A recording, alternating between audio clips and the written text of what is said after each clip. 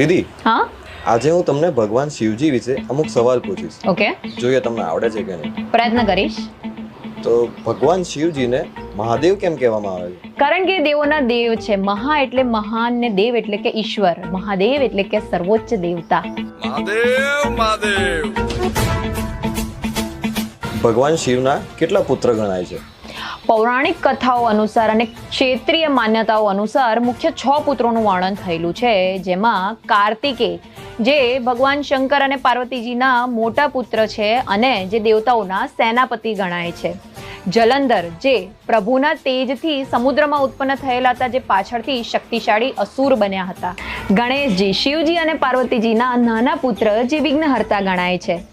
ભૂમા મંગલદેવ જે પ્રભુના લલાટના પરસેવાથી પૃથ્વી પર પ્રકટ થયા હતા. અયપ્પા જે દક્ષિણ ભારતમાં ખૂબ જ શ્રદ્ધાથી પૂજાય છે અને સુકે